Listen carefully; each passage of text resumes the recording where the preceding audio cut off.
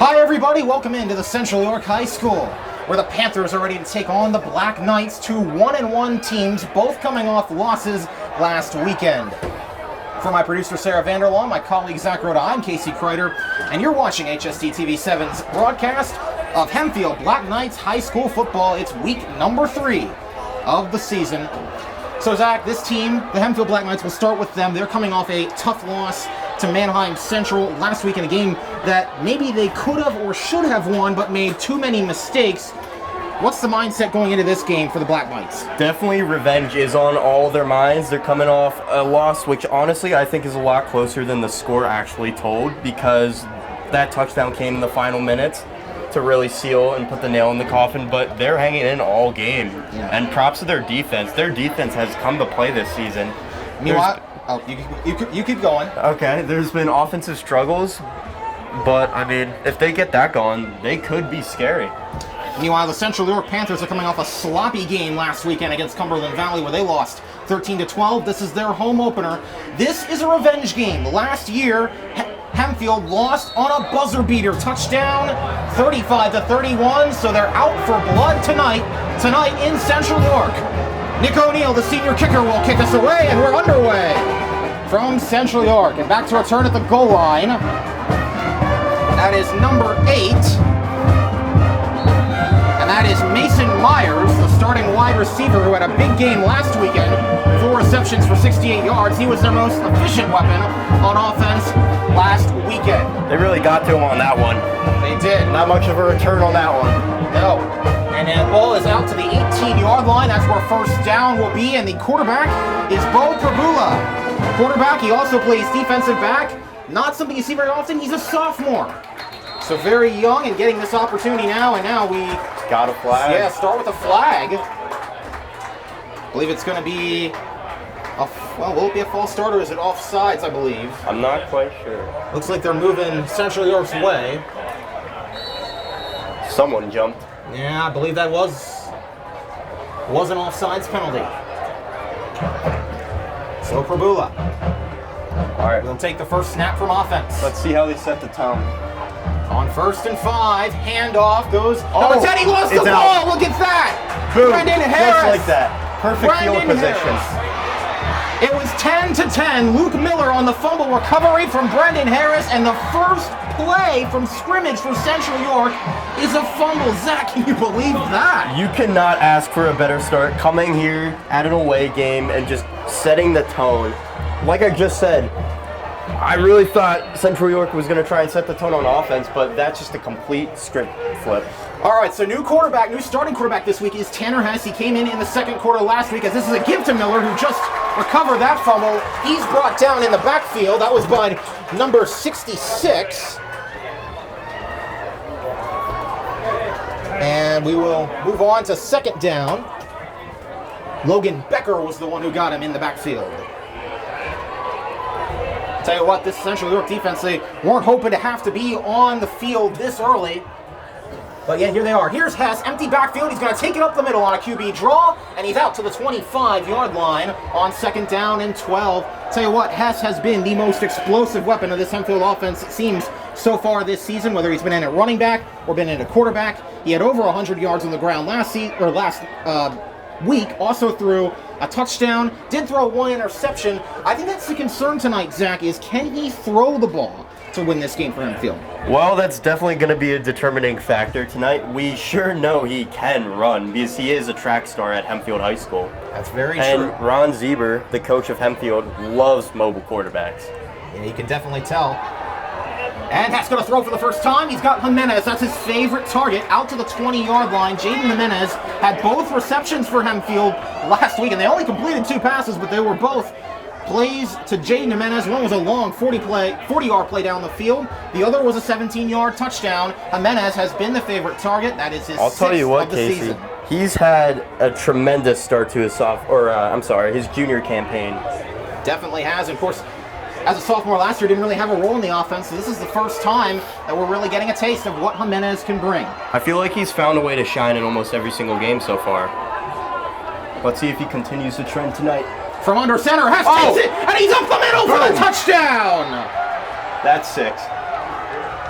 on a little, it looks like a QB sneak play. He took it from under center, and then he just kept running the whole way through for the touchdown. Hempfield could not ask for a better start tonight. I'll tell you what, they got rolling. They got the ball on defense, and for Tanner Hess, that's his 4th rushing touchdown of the season. Pretty impressive. Now, Nick O'Neill is in for the PAT. Struggled last week. Can he convert here? The answer is yes, he can. That's good for his confidence early. Very good. He's now 3 for 5 on PATs for the season. You just got to make those. Yeah, exactly. So Central York is now, obviously they get the ball back. They were hoping that this time they get the ball back and at least be a 7-7 game after their first offensive series.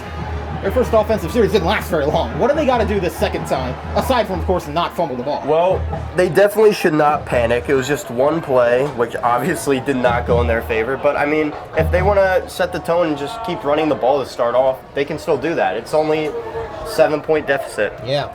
They did not run the ball all that efficiently last week against Cumberland, but the offense really didn't do much of anything all that efficient last week against Cumberland Valley. Although Brendan Harris, who had the fumble, did have a touchdown last week. They're going to need him to bounce back here. I expect both teams to be very hungry tonight, though, coming off losses. Yes. Here's Myers back to return. Oh, he's got a hole. Oh, he does have He's got a hole. He's got a gap. Can he get through it? No, he cannot. Who brought? That was Draghi who brought him down. Anthony Draghi was the last line of defense to get there. There were a couple other Black Knights in the vicinity, but if he didn't tackle him, that might have gone all the way, Zach. That was a huge play there. I'll tell you what, they needed that after the turnover on the first drive. All right, let's see if they open with a run again and go right back to that running back. Ball's at the 37. Here we go. First down and 10.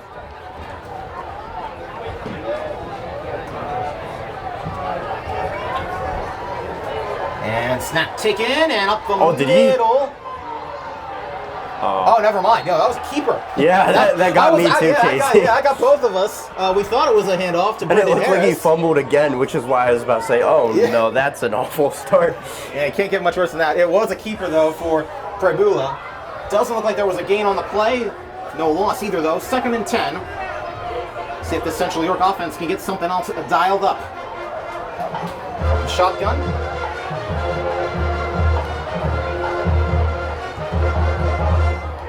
And to throw for the first time is Prebula outside.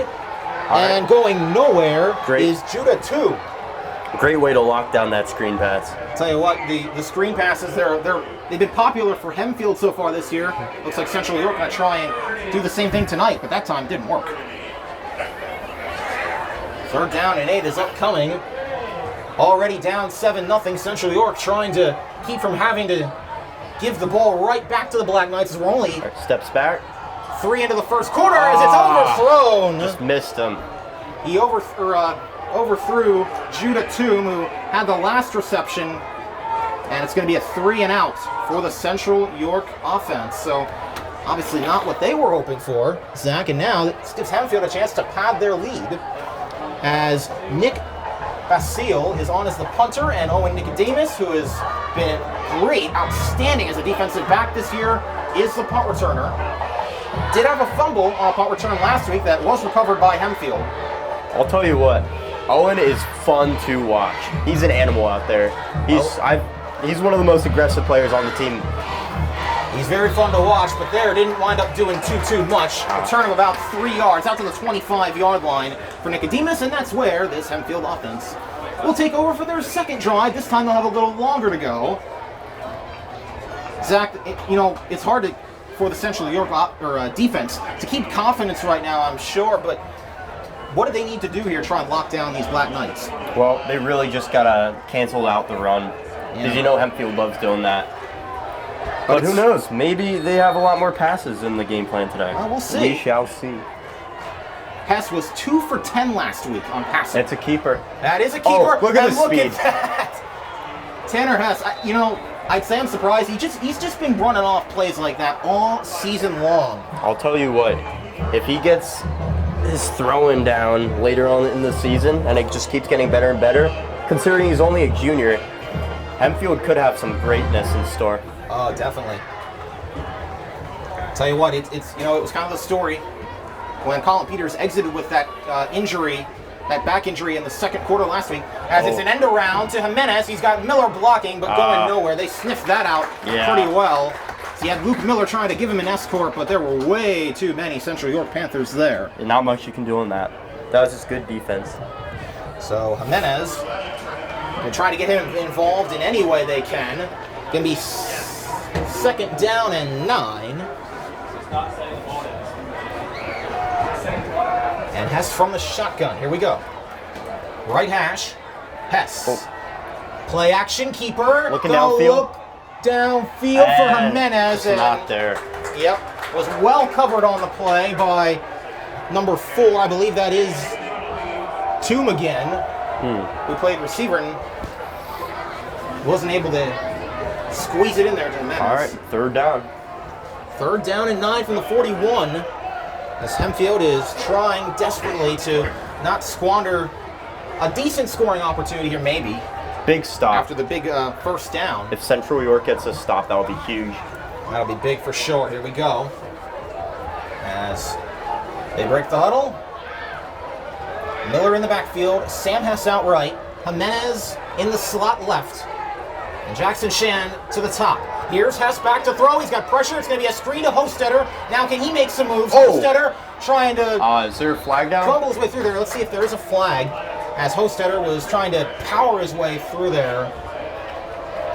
I don't believe there was a flag. So it's going to be fourth down. And let's see if they bring Saunders out or if they... Yeah. Or if they decide to, Yep, here comes special teams. Yeah. It would be 4th and 3 from their own 47, so probably, maybe a conservative call, but probably a smart call in the long run. Special teams kind of struggled last week. There's some bad snaps. Bad snap, and there was a bad hold, too, on the field goal. Here's Saunders. Gets that one off. Yeah, nice kick. Fair catch Coffer. They're going to let it bounce down to the 25-yard line, 24, and that's where it's going to roll dead. Yeah, nice punt from Ethan Saunders, the senior. Started his season out with a bang, with pressure all on his face, trying to get a fake away, but since then he's been pretty solid. And that's where the Central York offense will start, from the 24-yard line of Hempfield. So this Black Knight defense, we've talked about it. Obviously, they held Dallastown to 3 points in week 1. Week 2, not as great of performance against Manheim Central, but they certainly had their moments as it's back to throw. And it's caught. That was. He's still gone. He is. Nice reception, and that was Taylor Wright Rawls on the reception from Perbula. He did the best he could on that play, but still, Hempfield was all over it. They were all over it, but he tried as hard as he could to keep that play alive. Gonna be second down now, and gonna be 2nd and 3 from the 32. So a nice modest gain there, since it's 2nd and short. Here's Perbula. And the handoff up the middle. Goes nice to run. Harris for a first down. If he kept his balance, there is a lot of green. And I'll tell you what, there was for sure. Harris has shown he's dangerous in the open field to this point this season. Good way to recover from that early fumble. Yeah, they get their first down of the night. Here's Perbula. Again in motion and getting it on the end round with a big hole, a lot of running room out right, is Mason Myers. They're getting some momentum. I'll tell you what they are, Zach. Myers has been their leading receiver so far. But there, they get him involved in the running game, little end around, jet sweep play. Not surprised to see that kind of aggressiveness from Central York, I don't think. All right, here we go. Perbula now from Hempfield territory. Gordy Hoover jumped off sides, but they didn't snap the ball. So from the 46, Perbula, delayed handoff. Another big run. Yeah, another big pull for Harris as he gets it down to. Is that a timeout? I don't believe so. Oh, never mind. No, it's a first down for Central York. They get it out to the, let's see, third. Well, keep running to the outside. I want to see how. Oh wait, hold on. There was a flag. That's what happened, I believe. I think that's what you saw, Zach. And yeah. I believe I saw holding. But still, I want to see how Hempfield adjusts to this. Because at the moment, Central York just keeps pounding it down their throat. Yeah. Question is, will they make Prabula throw? Prabula had a rough game against Cumberland Valley. Had no touchdowns through 3 picks. Trying to bounce back this weekend. Little quick pass again to Myers. And again, the screen. Ethan Kaufman was the one who blew it up there. Getting him behind midfield for a loss on the play. Screens are just not working for them. No, they have not worked tonight so far, and gotta wonder. Probably going to go back to the run game again. Yeah, I'd imagine the run game will be apart, but gotta wonder if eventually they're going to let Prabula maybe take a deep shot, see what he can dial up. As we come up on 2nd and 15 with 4 minutes, 47 seconds to go in this opening quarter of action. Black Knights up 7-0 early here on the road. And Prabula going to throw now. Going to take a shot. And that's anyone's ball. Picked off. David Almodovar with the interception. Huge going up play. for Taylor Wright-Rawls. It was a 50-50 ball, and Almodovar, who had a bit of a rough game last weekend, gave up some completions, had that fumbled hold, makes up for it there. He just Great went up interception. for that. Wow. That was a 50-50 ball, and Almodovar just went up and won it. And the player who had a receiving touchdown against Dallastown in the opening game of the season now has his first pick of this 2019 campaign.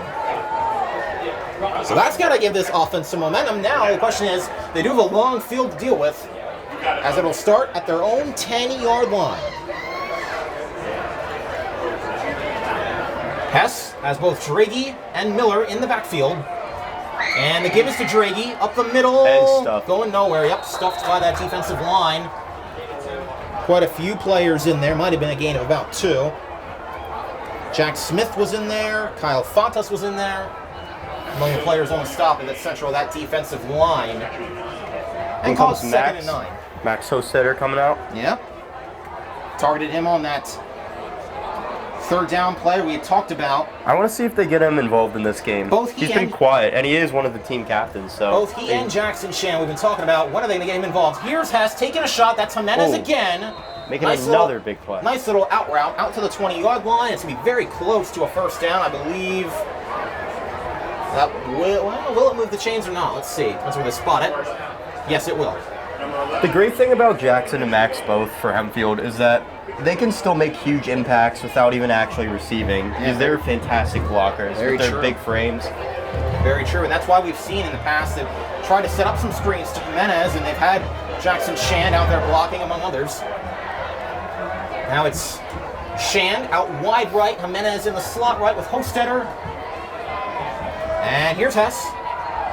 Hand off to Miller. First time we've seen that explosive running back tonight. Miller has had quite a few big plays so far this season. In the first 2 games of the year, he had 228 yards on only 25 carries. He's been explosive. He definitely has big playability. Yeah. As does Tanner Hess. And I'll tell you this, Hempfield offense through the first 2 games averaged 237 rushing yards a game. That is pretty good. If you give either of those 2 a hole, good luck stopping them, honestly. Yeah. They've got speed on their side for sure. Hostetter's in at fullback, but Miller gets the carry. Miller to the outside, trying fantastic to make a blocking. And he's brought down by the quarterback, Prabula, as well as number 7, that is Seth Griffiths. And it's going to be, let's see, it is a first down for Hempfield.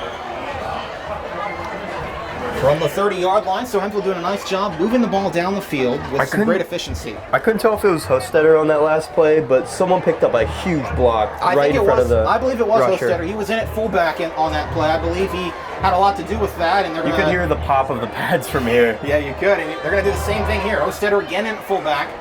See if they call the same play or try a different thing. This time from the right hash, and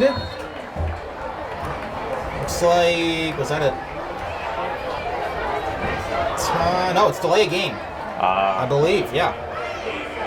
Yeah, I was just watching that play clock, and it was running down. They do have the play clock here on both sides on the scoreboard, and that got all the way down to 0, so that's a no-no. And Now it's going to be 1st and 15. I could be mistaken, but didn't Hempfield have one just last week?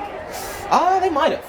That's a good question. I'm not entirely sure, but regardless, that's been something that you got to avoid. Yeah, you got to avoid. You can't afford to make those kind of mistakes, lose that kind of yardage. And Hess pitches it out late to Miller, and Miller's got a big run all the way out to the 40, very close to a first down. Tanner Hess looked like he was going to take it himself. Luke Miller. Where are they going to spot it? Let's see. At the last second, he pitched it to Luke Miller. It's close.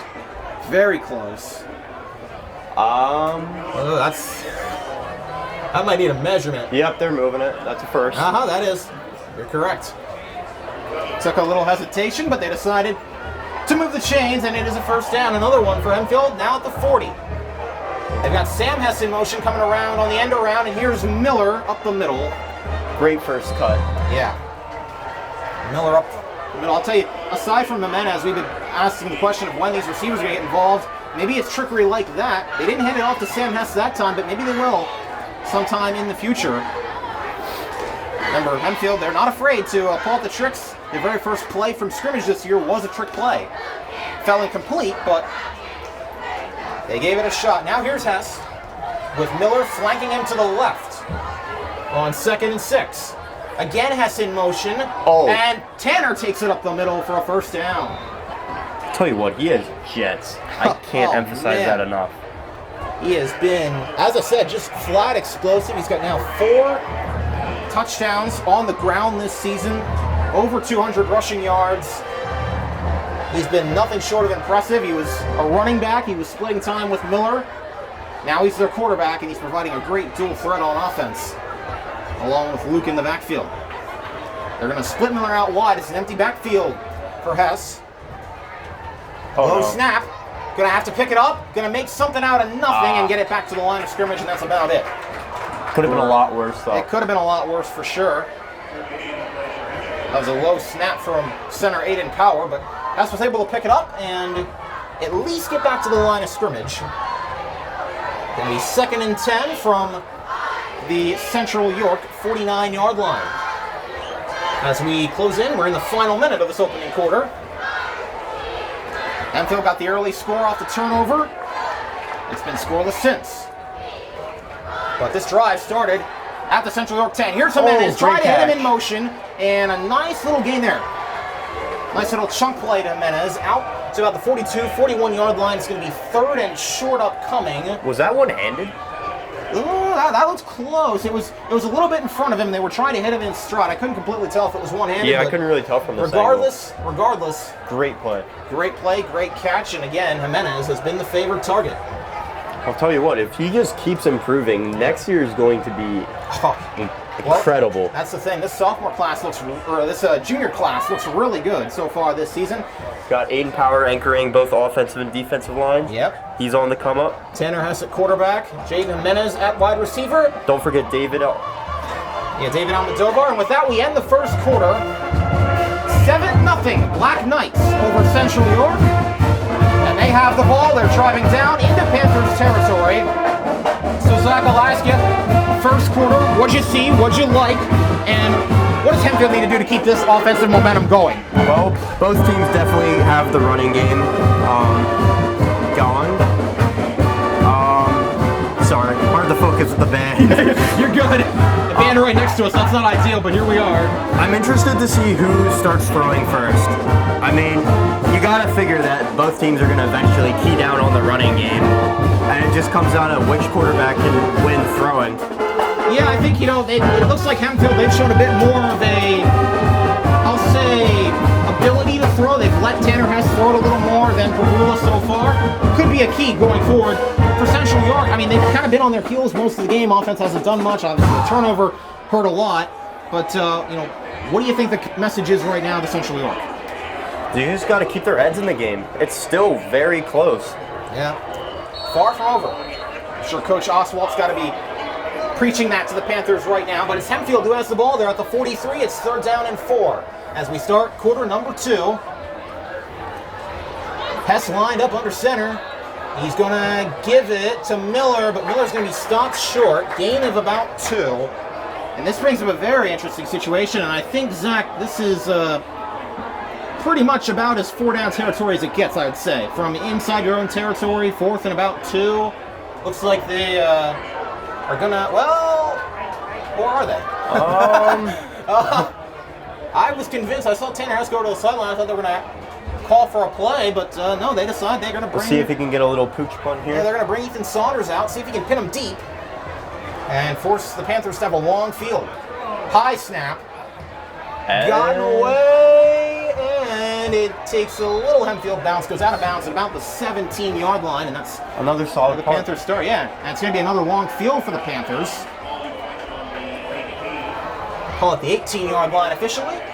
I'll tell you what, Hempfield was fortunate having that turnover to start the game with excellent field position, but Central York just hasn't been as fortunate. It's been very interesting because Hempfield, they've put a couple first downs together, they've driven down the field a bit, but really haven't been able to get too far into Central York territory, and the scoreboard shows it. Aside from that turnover, here's Prabula. I would love to see him really open up the offense and start throwing downfield more. Took the 50-50 shot earlier, but it ended with a turnover. Let's see how they... Oh. This time it's a handoff. Again to Harris, the 5'10" senior, who's the anchor at running back for this team. He's going to sub out now, and it'll come number 14, Amir Minigalt. He'll be in the backfield. And it's going to be 2nd down and 9 from the 19. Prabula rolling right, trying to set it up, and he's got a man. It's complete. Ooh. Brought down hard. Yeah. Number 17, that was Kyle Fontes on the reception, the tight end, and I think that was Hess that brought him out. Tanner Hess also plays defense, as does Bo Prabula. And I'll tell you what, he's just pure athleticism. Oh, no doubt about it. We've seen that all season to this point. I don't know his exact stats, but I do know on track and field he does a lot of the events, and he is pretty good at them. Not bad. The junior, now this is a handoff. Nice move. You can see the speed on him. Nice move by Manigalt. And it's going to be, well, going to go for a minimal gain, though, as he tried to cut it outside. Definitely has quick burst, though. Yeah, he does. Got to watch out for that. If he has a huge hole, he might be gone next time. Yeah. Gain of 4 that time. 2nd down and 6 as the sun continues to set here in Central York. Friday night lights once again.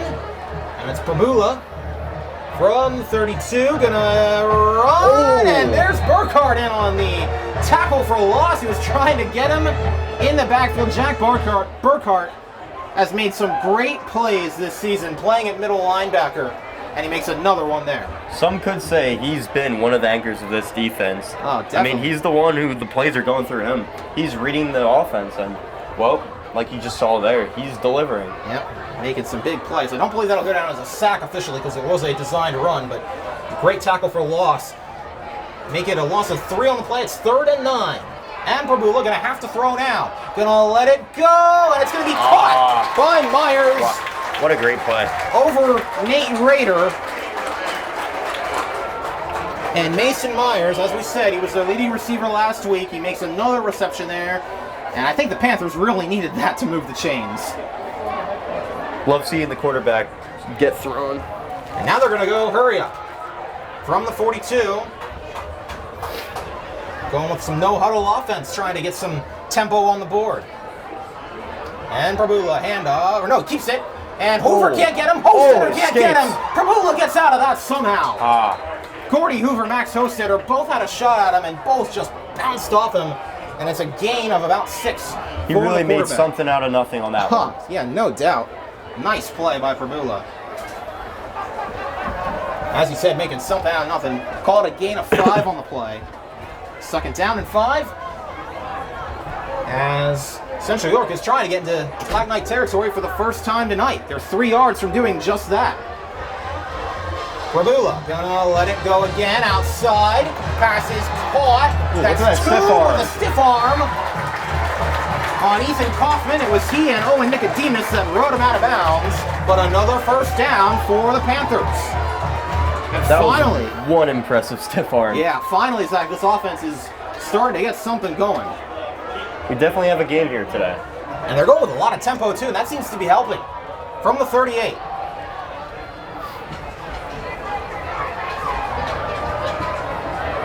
Rabula gonna let it go again. Lot of Everyone time. covered. Gotta get after Ostetter him. coming. Gonna throw. Now he's got a man.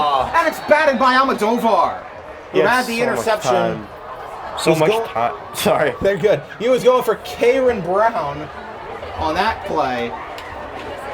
Zach, go ahead. So much time in the pocket, but still the coverage downfield is just remarkable. He had Max Hostetter coming all over him. He had to get rid of that ball quick. And he was able to get rid of it, but it's batted away. 2nd down and 10. From the 38, Prabula still with Manigault in the backfield. And Prabula going to take it this time with Manigault out blocking. I think he has blockers.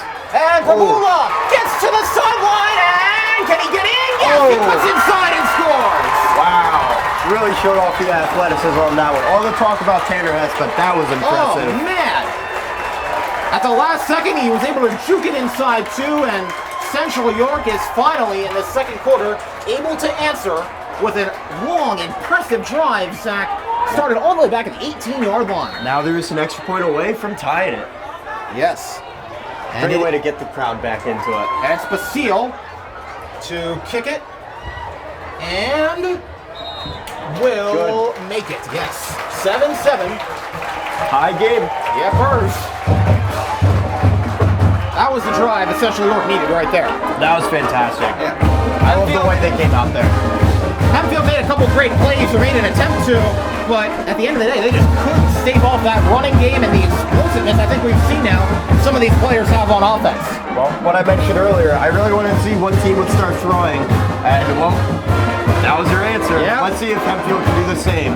Prabula started throwing, that opened up the run game, and caught a 38-yard touchdown for Mo Prabula.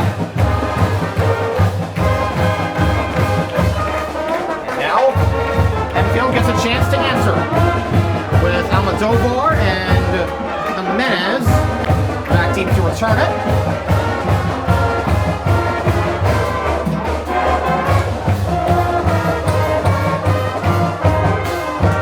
I'll tell you what, this is seems like it's been a very evenly fought game so far. Maybe you would even venture to give the edge to Central York because Hempfield's only points have come off that turnover. But let's see if the Black Knights can answer here. It all starts with if they can possibly get a great return here.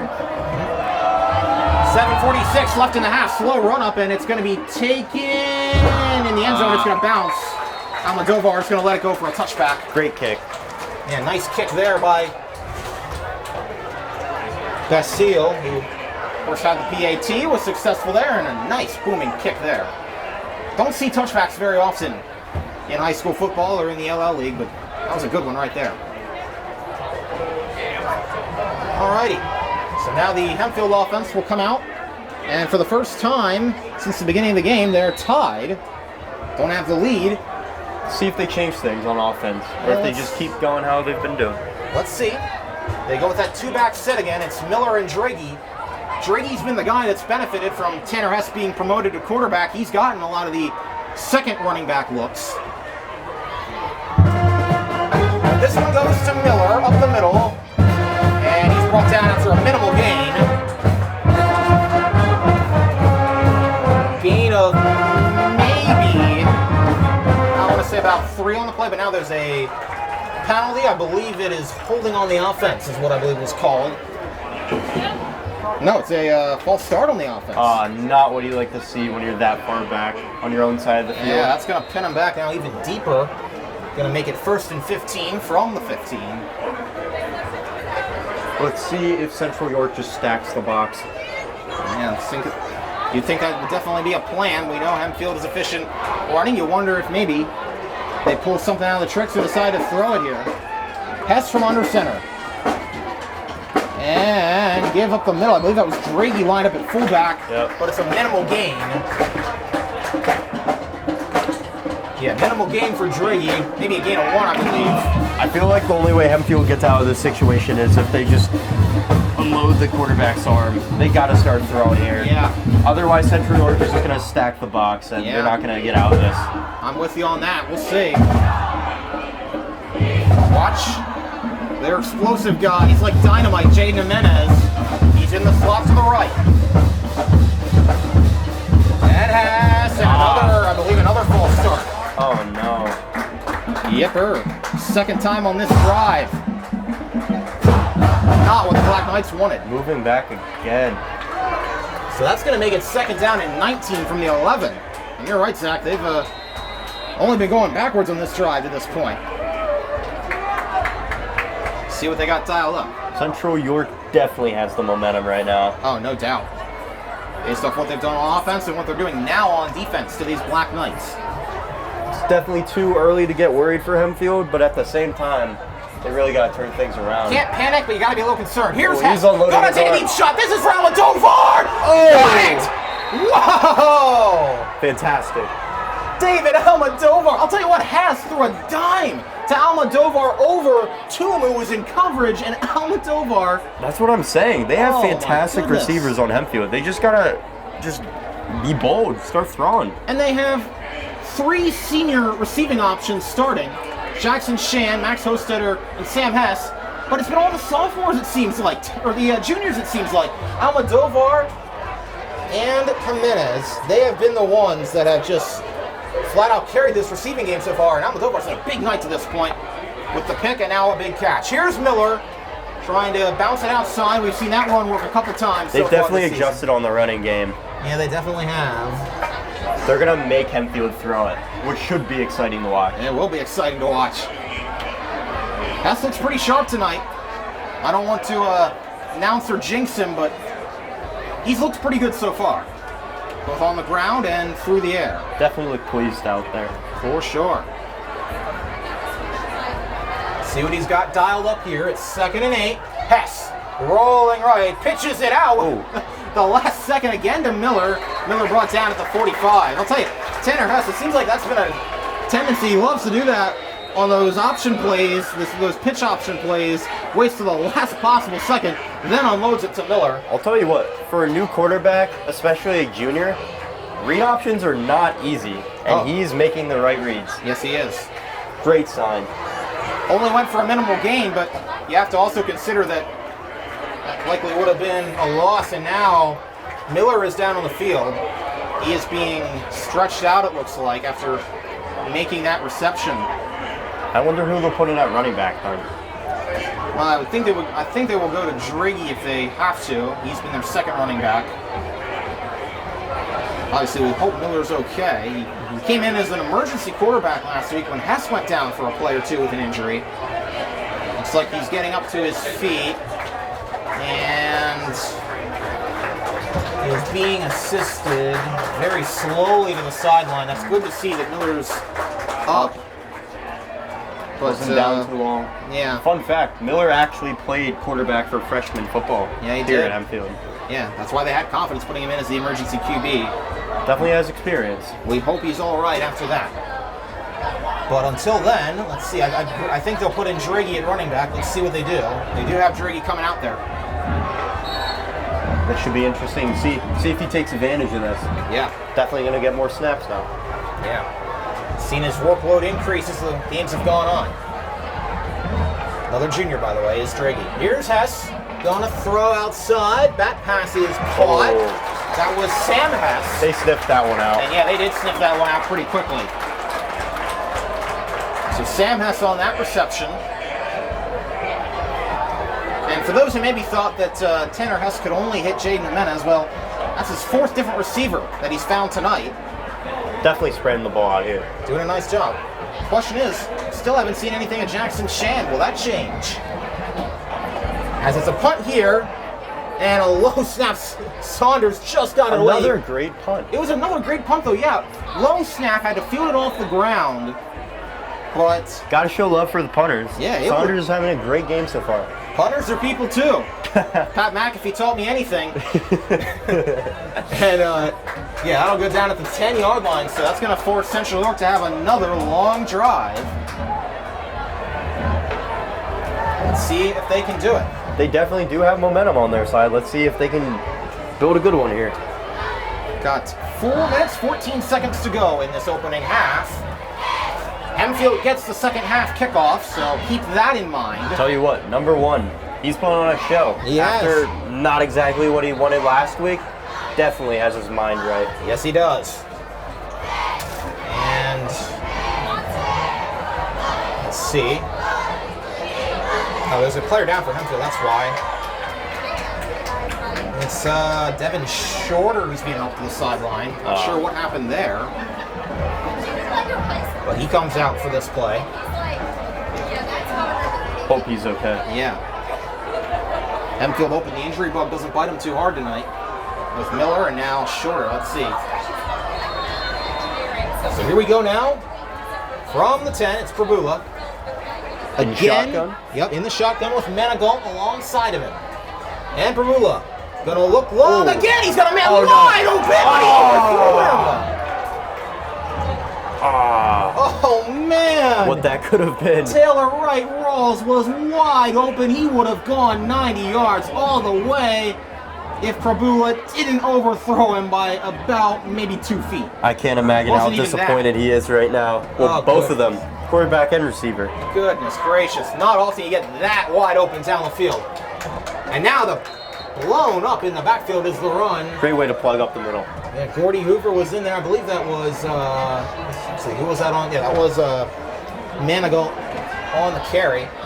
Gordy Hoover, another junior, having a quiet but great season. Yes, to this point he really has. It's 3rd down and 10, so after that missed opportunity, and now movement, and I believe it's going to be offsides, but we'll see.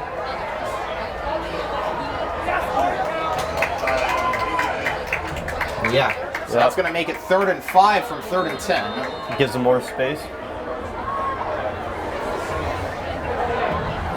Yeah, it does give them more space. Also gives the punter more space in case they can't convert here. But Prabula running to the right. Can he get a block for the first? He's not trying going to get the corner, but he will not get there. Tried to get to the outside, make something big happen, but that time the wheels didn't pay off, and Panthers going to have to punt from deep in their own territory. Hempfield needed a stop. They really need to just try again on offense. Yeah, and they got it. Got the stop they needed. Nicodemus will stand at his own 45-yard line, awaiting the punt from Basile. They could have great field position here. Let's see. Nicodemus calls for a fair catch right at midfield. Probably smart play there as he had Panthers all over him coming. We know what happened last time Hempfield started with great field position. That's true. Started from midfield. Let's see if they can take it downfield for the second touchdown drive of the night. At least maybe get in field goal range. Yeah. Let's see.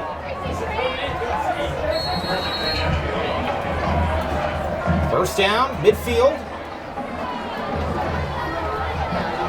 And Hess will take it from under center. He's got Driggy behind him. Now Hostetter comes in motion at fullback. Hess, handoff, Draghi, up the middle, going nowhere. I notice every time Hostetter is out at fullback, they love using him as a lead blocker. Yeah, they love using him in that role. Along with his ability at tight end, they've also used him on some jet sweep plays. It doesn't matter who's in front of him, he's going to give them his full force. Yes. Clock worth considering here. We're down to 3 minutes in this half. Hempfield trying to go for the double up here. Remember, they get the ball to start the second half. They'd love to put 14 points on the board before Central York can get it again. Here's Hess. Takes off. And gonna cut up field, and he's gonna be met at about the 46-yard line. That was George Drivas. Met him. Linebacker brought him down, and pushed him back. 3rd down and 5 from the 45.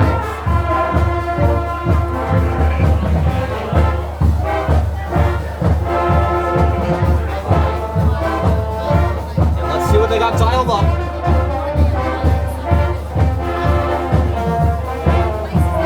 Hess standing back at midfield, Draghi to his right. And Hess gonna fire outside, has Sam Hess, who's got the first and now tries to get out of bounds and does just that. Definitely moving down the field. Victor Pena was the one who brought him down, and yes, Sam Hess starting to have more of an impact now on this offense. That's his second catch of the night. First down from the 36-yard line, with a minute 59 to play in half number 1. And now it's Colin Peters in the game at quarterback. So here's a change. Peters gonna roll right. Going to roll out of bounds.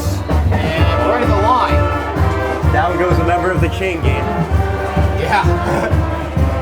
Huh. Good thing to see him get up at least. Yeah. Interesting they have Peters in now instead of Hess. See how maybe permanent or impermanent this change is. Regardless, here we go. It's the senior Peters back in for the first time since the second quarter last week.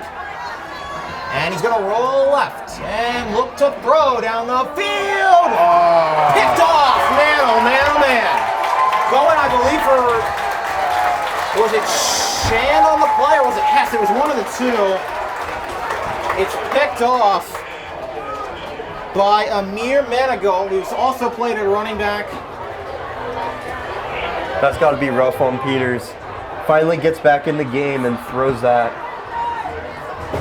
That is just a crusher for Hempfield and obviously for Peters too. Now, you got to wonder, with Miller out, I wonder if they're going to have Peters in at QB and then move Tanner to running back. Well, yeah, but they didn't have him in there. They kept Draghi in the game in the backfield, so I'm not sure what's going on with Tanner Hess. Regardless, that is Peters' 4th consecutive interception thrown since he's last thrown a touchdown. That was in week 1 against Dallastown, up the middle, and still breaking free is Manigault, who just had the pick. He got up quick after that big hit, though. Yeah, got up big.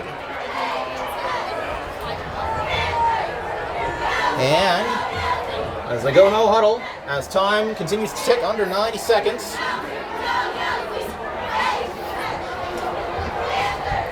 They're in Hempfield territory. Drops back again. Ribola looking now, gonna Got the pressure.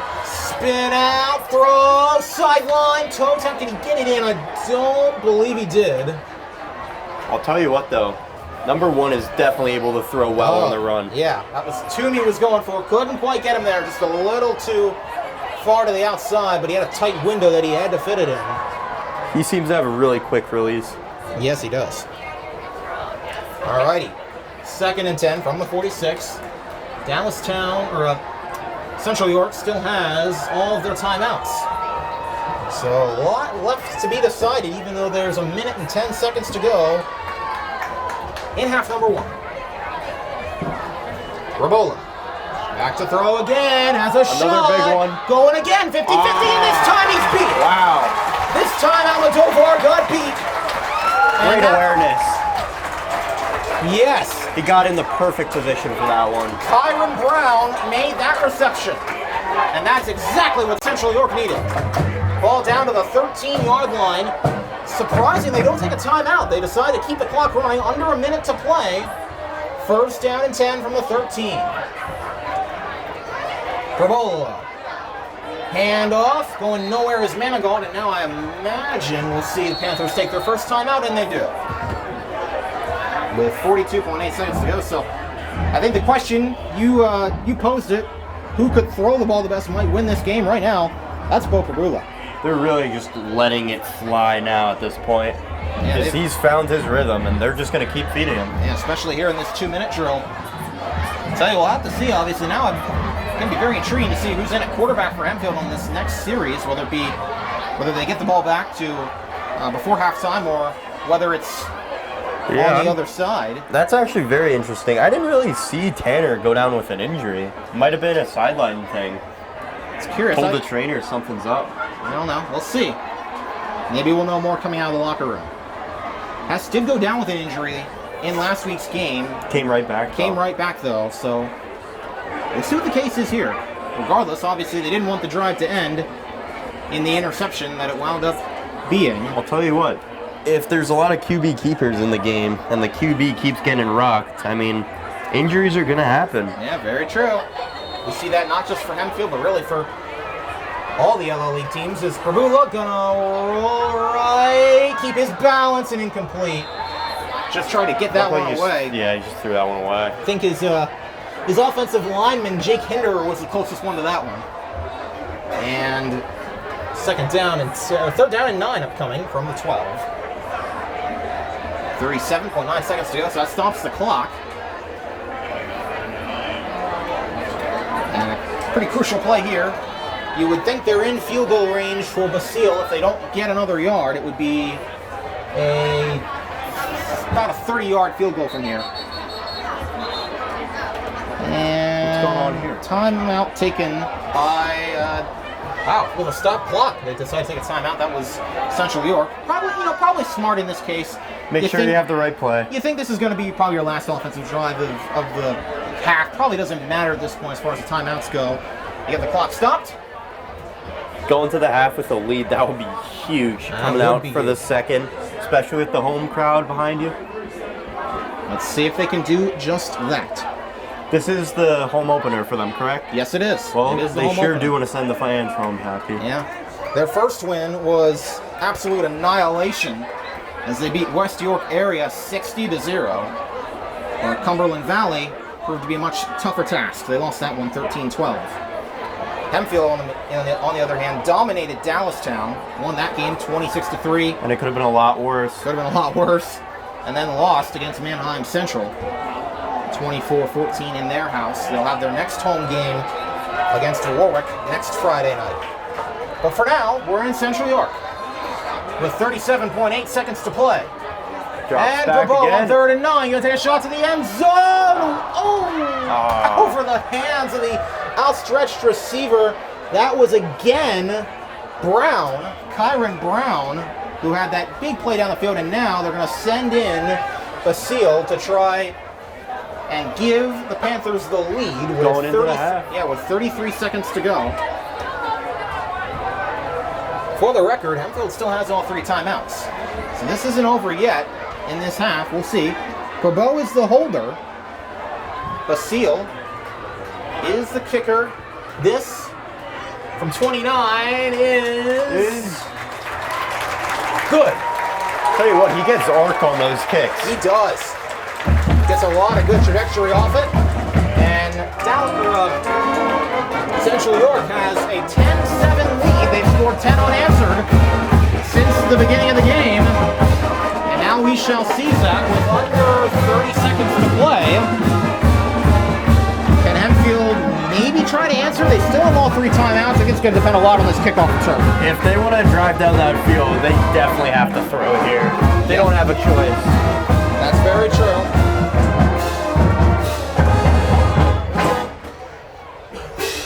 Trying to see if they can take a lead into the locker room of their own, or maybe at least tie the game. Their returners definitely have that big playability. They do. Almodovar and Jimenez, we've talked about them tonight. They've been the 2. Let's see if they can make something happen here. 29 seconds.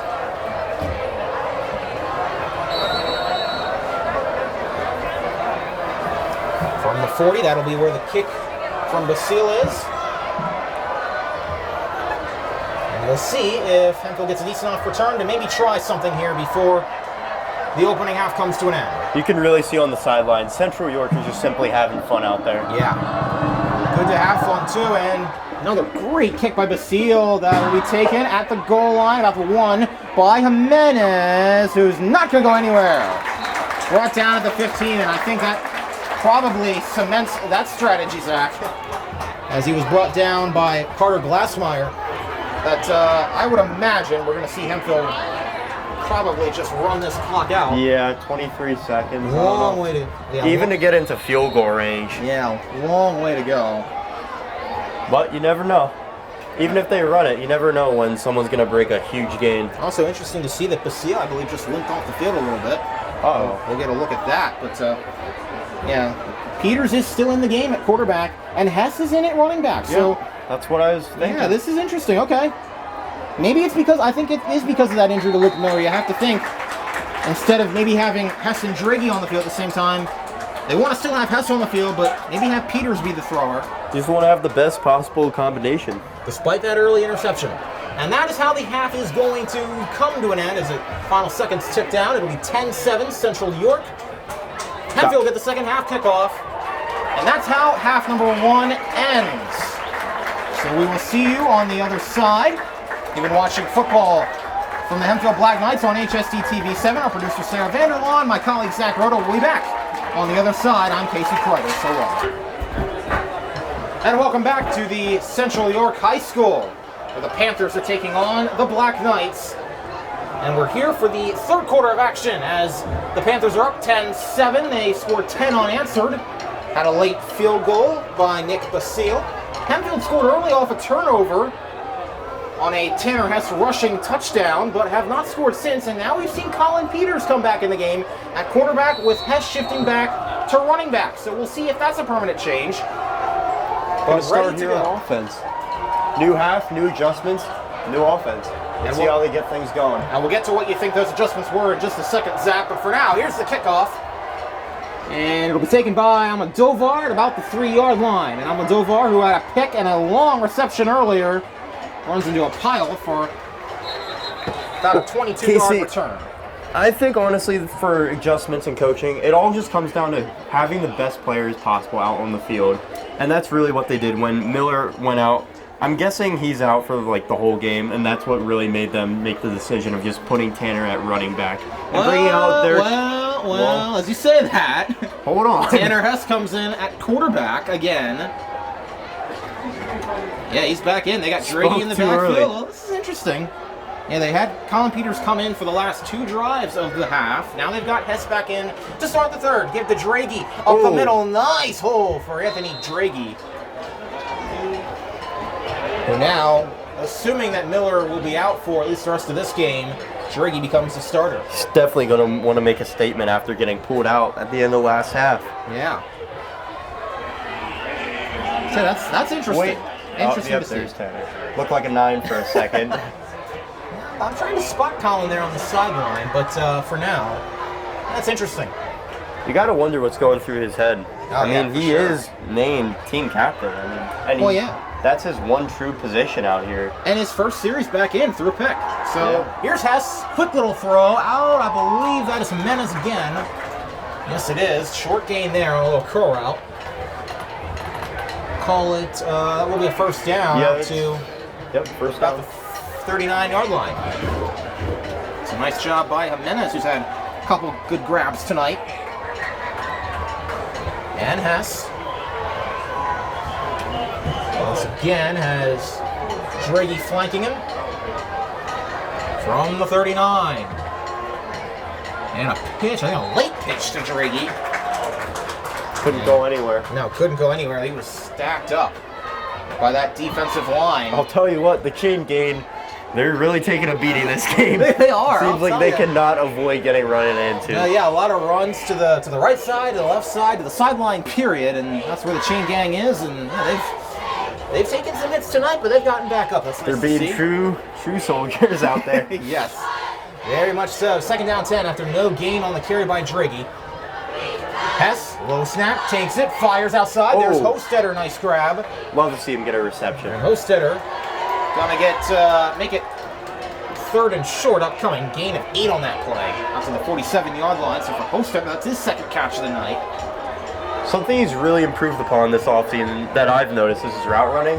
And I'd be curious to see if they can get him involved in the more intermediate routes. Yes, I think that's going to be interesting to see. Maybe get him for some seam routes down the field or maybe some deep crossers. I think he's got the athleticism to do just that. We'll Same see. with Jackson. Shan, they got to really utilize a big body receiver. Yeah, for sure. Here's Hostetter in motion, and Hess going to keep it. Does he get the first? Yes, he does. Powers forward across midfield. Nice little deception. They had everyone going right, except Hess, who had the ball. And he goes left for the first down. Great play design, swinging Hostetter around right after getting him involved. Yes. Right before. Yes. So Hempfield with another good drive here going. If Hempfield just keeps spreading out the ball, it will keep Central York on their heels. Yeah, they won't know who to really focus in on. We'll see. They're in to Central York territory. Central York's playing tight. Yep. A lot of people near the line. Give to Dragey. Yep. And he gets it out, pushing the pile to about the 45. Central York really just keeps stacking the box. Yeah, I mean, we really haven't seen the running game do much tonight so far. I don't know why Hempfield doesn't keep running to the outside. They're really persistent on running up the middle, but I mean, it doesn't seem to be working against Central York tonight. We'll see. They've had some success on some plays, but overall, it just hasn't been to their standard. Well, you got to read what the defense gives you, but I agree, Zach. I think we've seen those outside runs work a lot this season, especially when Luke Miller was in the game. I know he's not in now, but when he is, he's got jets on him. Oh, he definitely does. All right. Here's Hess. Ooh. Oh, kept it. Ethan Faked me out. Kaufman was the deepest guy back as Draghi was lined up at fullback. Haven't seen Kaufman on offense at all this season until right there. With Miller out, Kaufman will be the next in line. The decoy on that play really took a beating. Yeah, it did. It's going to be 3rd and 6 now from the 44-yard line. This opening drive of the half. Max subbing back in. Yep. Let's see where he lines up. Oh. And out to the left in the slot. Sam Hess is out wide. Jackson Shand out wide right. And Jimenez Probably going to be a pass. Right. Yep. Yes, it is. Off play action Hess. Rolling. Now going to tuck it and run. And he's going to explode up the field. Wow. And a big run from Tanner Hess out to the 21 or so yard line. Great keeper. Definitely made the right call on that one. Talk about explosive. That was explosive right there. Yes, it was. And it looked like he didn't really have anyone open deep, so yeah, made the right choice. Tucked it, ran it for a gain of 22, splits the field in half at the 22-yard line now, is where the Black Knights will start on first down, as they've taken 4.5 minutes off the clock in this second half so far. Low snap, give to Draghi, again going nowhere up the middle, gain of a few. I really like Draghi's run style. He just goes right at him. Yeah, goes right up the middle, right up the gut, and says, I challenge you to bring me down. Mm-hmm. Great change of pace. Yes. I mean, we have all these speedsters out here, but got to give love to the power back. Yes, you do. 2nd and 6 upcoming from the 18. And a great opening drive for Hempfield so far. And a flag. So right as we say that, maybe disregard that. Let's see if it's, well, it's a sideline warning. That's what it is. Oh, no. Against Central York. Interesting. So, definitely not a good look. No, that's not what you want to see, obviously. Also, take note of the set that Hempfield's bringing out here. Got 4 receivers up. Yeah, they do. 3 to the left, 1 to the right. Wouldn't be surprised if this is a run, though. Oh, no. And Hess gonna keep it is a run. Gonna cut inside, looking for rushing touchdown number 5 to match his jersey number. Once he starts running, he's always gonna get positive yards. Oh, no doubt. Up the middle, and it's gonna be 1st and goal to go from the 8-yard line as Hempfield tries to score for the first time since their first drive of the game, which started deep in Panther territory. Gotta love how Hempfield's coming out this half and responding. Oh, they've responded really well after being stagnant for a lot of that second quarter. Got a receiver on left side on an island. But it's snap, give Draghi, and Draghi's going to get to about the 5. 2nd down and goal is upcoming. We've seen Hempfield in the red zone. They've loved to run it, obviously. Haven't been in the red zone a whole lot this year, in all honesty. A lot of their touchdowns have been long touchdowns. I feel like when they do get there, though, they're quite effective. Yes. Once they have momentum on a drive, they just keep it going. Well, let's see. 2nd and goal from the 5. Again, it's Draghi. He'll flank Hess in the backfield. Sam Hess, the wide receivers out left. Hostetter in motion, and Hess up the middle. Tried to fake out the defense, but didn't get much. It was George Drivas who saved the touchdown, and now there's an injured player down for Central York. Oh, no. And that does not look good. He's in pain. He is pounding the turf. I can't tell. Hate to see that. Can't tell the number. Training staff's running out there quickly. Yeah, I can't tell the number from here. That's not what you want to see, though, regardless of who the player is. Hopefully he can go to the sideline. Looks like they're trying to stretch that leg out. Hopefully he's just cramping. That's that's something we've seen several times this season, really with everyone that's played. Just important to be cautious. Yes, for sure. And so, while we await that, Gotta love the response from the training staff, though. They immediately got right out to him and said something was up. Yeah, you could tell. 5:19 to go in this half. As this drive by Hempfield has taken over half the quarter. Coming up on 7 minutes now on 3rd and goal. And now he gets up, limping, going to be assisted. That is Jack Smith, the linebacker who also plays at tight end. Looks like he's walking a little bit better now, starting to jog a little. So I think you're right, Zach. I think it might have just been a cramp, and that's good to see. And the Central York sideline, glad to see him appear to be okay. But now here's a big play. Let's see if they can pound it in here. 3rd down and goal from the 3. Huge play. Yes. Dragey to the left of Hess. 2 receivers out wide. And Hess going to try to get to the outside. Can he get to the corner? Cuts inside. Stays on his feet, but is down at the 1. You got to go for it. I think you're right, Zach. With Dragey, the way he's running, drive it right up the middle. Dragey, if they stack the box, I mean, go out wide. You have a lot of options. Oh, yeah. Yeah, I don't think this is going to be a situation where we see Nick O'Neill come in and try to make his first field goal of the season. I think this is going to be a go for it, 4th down territory, and man. Let's just say they don't get it. I mean, great field position for your defense. Exactly. Try and get a safety. You have to make them drive 99 yards if you don't get it. So at the high school level, that is not easy. That's not easy at any level, and it's certainly not easy at the high school level. And now, I believe timeout taken by the Black Knights. They're going to think this over a little bit. Got to make sure they have the right play. Well, this is a crucial play. It would give Hempfield the lead if they got it. If not, Central York will hold on to the lead. And as we said, this drive has taken up a huge chunk of this quarter. As we're already down to 4 minutes, 26 seconds to go in the 3rd. Hempfield has had it since the outset. Definitely made the right adjustments out here. Oh, for sure. Been a very impressive drive at this point. They started the fadeaway end of the first half, but I mean, looks like they're back in it. Yep. But this is a very big play, and not just for maybe the sake of whether or not they get the lead, but also I'd venture to say for momentum's sake. That's true. Yeah. And also, I can't really say there's been a clear team in the lead this game. It's been really back and forth. It has been. Started off in Hempfield's favor with the turnover. Then they started the fadeaway, and Central York got momentum. And now here, second half, Hempfield's back at it again. Yeah. Still have not seen Central York's offense out there in this half. Huge keeping Central York quiet. Yeah, this is, to reiterate, away. Yep, and we've seen how explosive Perula's been when he's been on the field. They've kept him off, at least as a quarterback, to this point. Here we go. It's 4th and goal from the 1.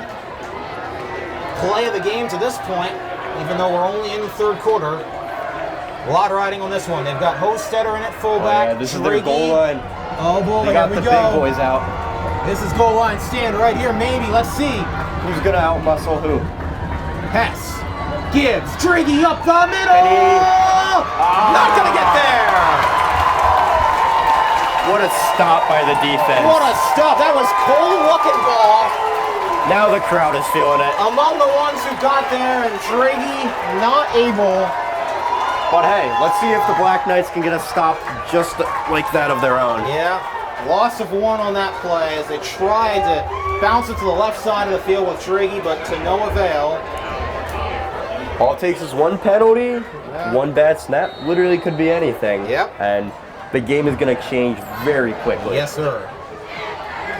One thing we haven't seen tonight on either side is a sack. Both quarterbacks prove to be mobile. Hand off the middle. Is he stopped? A lot of bodies. Oh, that's a lot of bodies. Oh, is that a safety? They're saying... No. Ref shaking his head. Hempfield was saying safety. I'm trying to see who they gave it to on that play. I believe there was a fullback in the up formation. A lot of bodies. There were a ton of bodies down there. Definitely just stacking the box. It's going to be very difficult for Central York to get out of this one. I believe that was Luckenball who made the stop in the backfield. Now it's 2nd down and 10 from, well, basically the 2. Here we go. Handoff again, and that's getting through the middle is... Looks like Central York's just playing it safe. Just run up the middle. Hope for something, but at the same time, they don't want to force anything and just give the other team points. Yeah, greedy feel on that. That was Isaiah Sturgis, by the way, on that carry. 3rd and 8. You also got to consider they got to give some room to the punter. If they don't get it, they'll throw from the end zone. It's incomplete.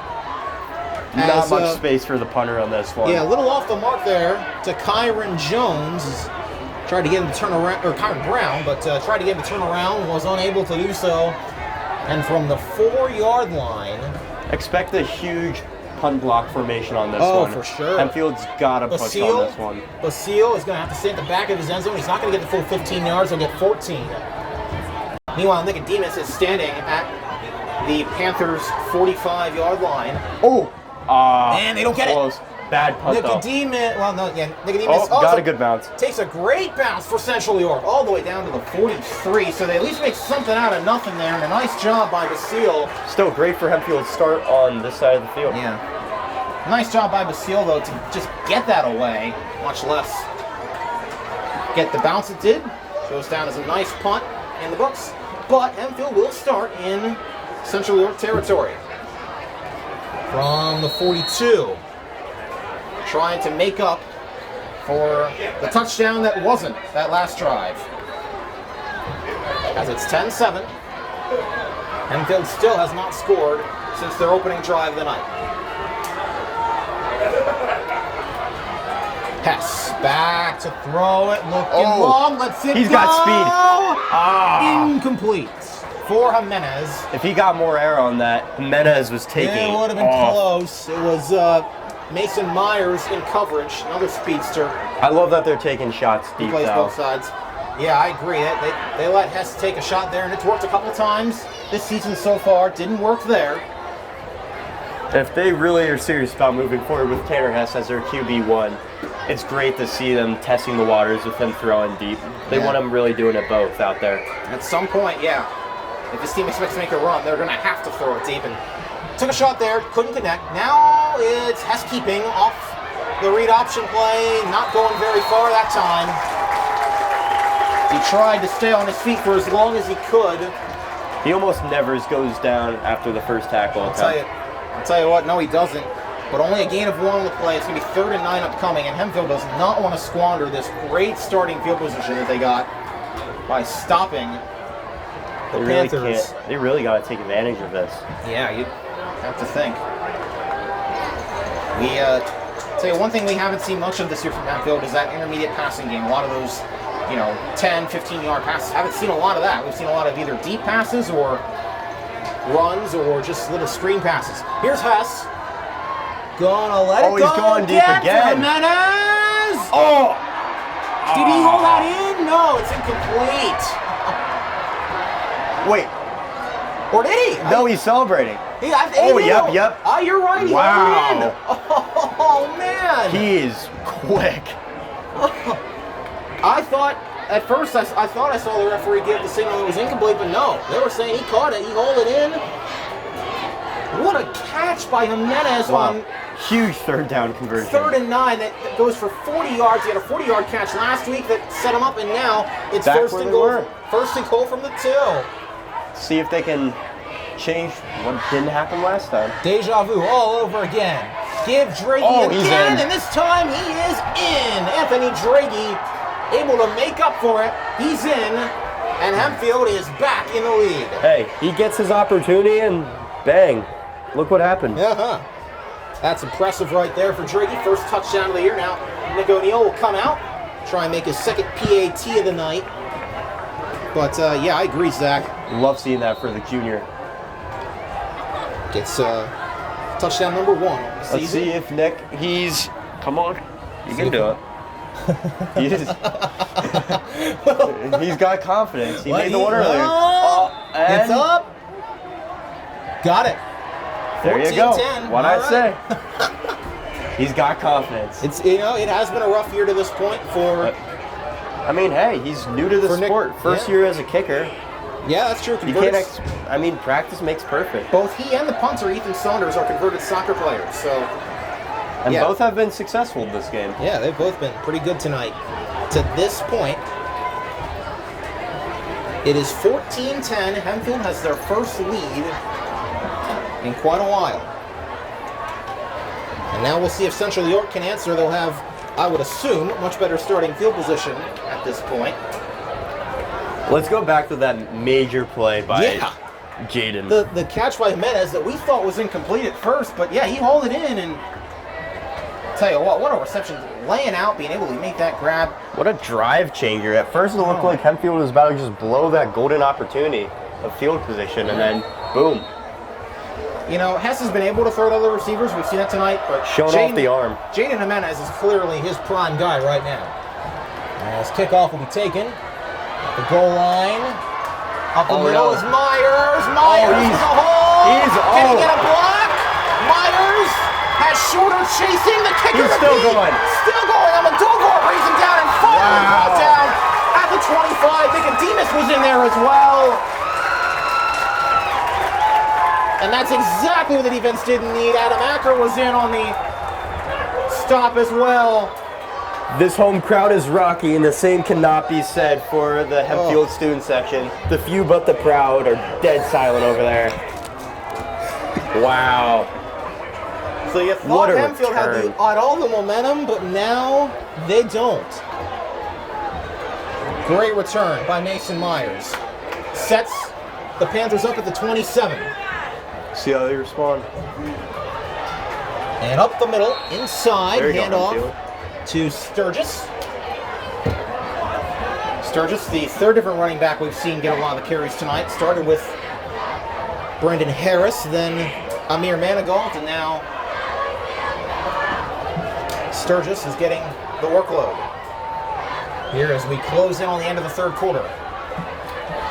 Delayed handoff again to Sturgis up the middle. Wow. And Sturgis with a block. He's in. Will go all the way for the touchdown. Wow. And Central York is right back in front.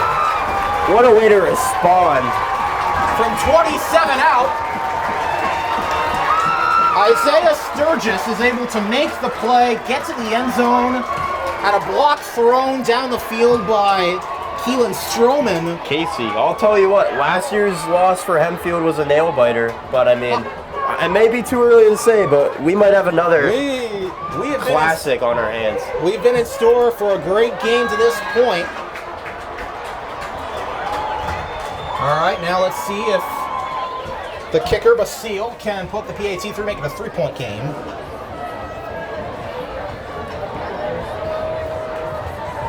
And good hold, good snap, kick is good. Special teams has been on point this game. Special teams has been perfect tonight for both sides. Shows how much of an impact special teams can make. Oh, for sure. We've seen it have an impact on the play calling, a lot of things to this point. Well, that drive definitely got the band going again. Right below us, the Central York band is in full force tonight. My ears definitely are going to be ringing tonight, but it is completely worth it. Worth it for the game that we're seeing right now. As these two teams, both at 500. You know, early in the season, a 500 team can make the playoffs. We saw that last year with the Black Knights. Correct. A team below 500, probably not. I know it's early, but you don't want to fall below 500 this early in the season. That is true. Both teams are coming out here hungry. Yes, no doubt about that. So Isaiah Sturgis caps it off from 27 yards out. A great drive for Central York. Now we'll see if Hempfield can answer.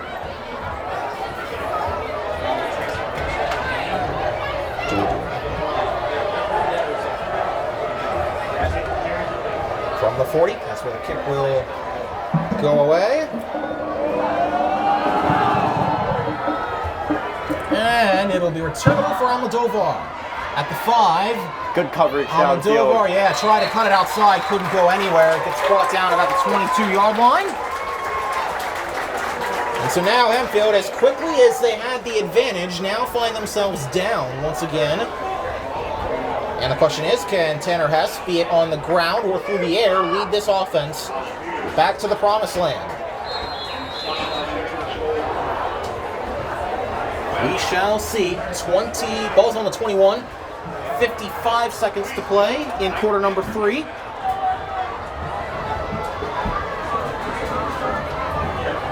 Oh, we got a 5-receiver set. Oh boy, yeah. Empty backfield. Hostetter in motion. Won't get it. Hess keeps up the middle. Ooh. Spinning and down like a whirling dervish all the way to the 28-yard line. He's got almost every move in his arsenal. I'll tell you what he does. We've seen him trying to hurdle before. Yeah. Jukes, obviously. Just saw a spin there. And he's definitely got that. Those jets. Spin moves have been popular for him so far this season. And let's see. Hempfield trying to find a way to answer what's been an impressive, or what was an impressive drive for Central York. After the great kickoff return and then the long rushing touchdown. Pass, handoff, Driggy up the middle. Oh, his feet. How did he get out of that? Houdini, who? Anthony Draghi.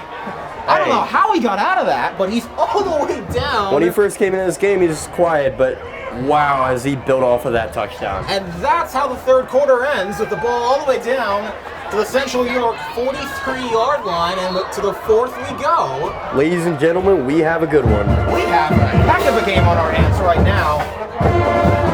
All right, Zach, rolling into this final quarter, it's kind of been an offensive explosion as of late.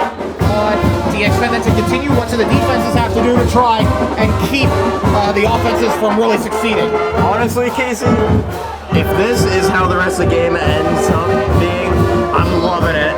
Yeah. You gotta love both quarterbacks coming out here and just giving it their all and just going off. This might be one of those situations. It might be whoever gets the ball last that winds up winning this game. Honestly, at this point, you can't really say either team has the momentum because it's just so back and forth. Yeah. Perfectly balanced as it should be. Exactly. As all things should be. The wise man Thanos. I had to get a little Avengers reference in there somewhere. Alrighty. Here they come. To the 4th we go. Let's see how They don't have far to go as they're just 7 yards past midfield, but still, great run. That was a gain of 30 on that last play by Draghi. Let's see how the defense responds to that huge run. Yes. Alrighty, here we go. 12 minutes to play. A baker's dozen. Let's see what we got. Draghi seems to mainly just run up the middle, so I wonder if they stack the box with him in the backfield. Alrighty. Hess. Handoff. This is Ethan Kaufman. Oh, yeah. And Kaufman with a big hole. Out to the 30. The linebacker, first carry of the season for him. Everyone's eating tonight. I'll tell you what, yeah. Usually plays at linebacker, but right there comes in. He's kind of been elevated to that second running back role with Miller out. And let's see, they still have Kaufman in the game in the backfield. Ball at the 31-yard line after a gain of 12. Hess, low snap, gives to Kaufman again. Oh, wow. Kaufman with a big hole. Oh. Levels the boom. Kaufman is not that's not really what he's known for, but wow, is he not afraid to lay down the boom. Taylor Wright Rawls is going to have nightmares about that one. Goodness gracious. Wow, now that's something for his highlight tape. No doubt. Lowering the shoulder and being like, get off me. Unbelievable. Another great run from Kaufman. At a gain of 9 at 2nd and 1. Kaufman reigns in the game for the 3rd straight snap. Number 13's been on an island all game for Hempfield. That's true. Sam Hess has had 2 receptions now. Here's the other Hess. Tanner trying to get to the outside. And in for the touchdown. Boom. Wow. From 22, Tanner Hess, his 5th rushing touchdown of the season, 6th total touchdown. It's all about the offense now. It's been an offensive explosion since this half started. Make it 2017, pending the PAT by Nick O'Neill. Wow. Unbelievable. What we've seen tonight see, can Nick O'Neill make it a 4-point lead? He's been perfect on PAT so far tonight. Timing looked a little off, but the kick is good. Again. 3 for 3 is O'Neill now on PATs. Gotta love seeing that for Nick. Yeah, it had been rough the first past couple games. Could this be the turnaround for him, though? Oh, it's been a turnaround so Very far. early in the season. Yeah. He still has not attempted a field goal, but his PAT percentage has gone way up tonight. He was 2 of 4 coming in. That last one will put him at 5 of 7. I'm really curious what exactly his range is, since we haven't really seen him attempt one. Yeah, that's interesting. We've seen him attempt a couple. He's missed a couple from about 30 yards out, but he looks on point tonight. Very interesting to see. Maybe if it comes down to it. Remember, Hempfield kicked a field goal late in last year's game. That was with Curtis Johnson to take the lead. Now, obviously, Central York, they went down the field and were able to score the last-second touchdown, but you have to wonder maybe if Coach Sieber would consider doing the same thing if put in a similar situation with O'Neill as the team's kicker. Only a minute and 13 seconds elapsed through this opening quarter, or this, what am I talking about? This final quarter. What a game it's been, though, to this point. Zach, I'd ask you, I mean, the defenses, I'll just throw the general question out there for both defenses. What do they have to do to stop these offenses right now? Well, honestly, I'm sure the coaches wish they knew the answer to that. But, Yeah. I mean, I'll tell you what, first defense to make a stop, that's going to be huge. Yes, it will. With how this game's turning out as of late.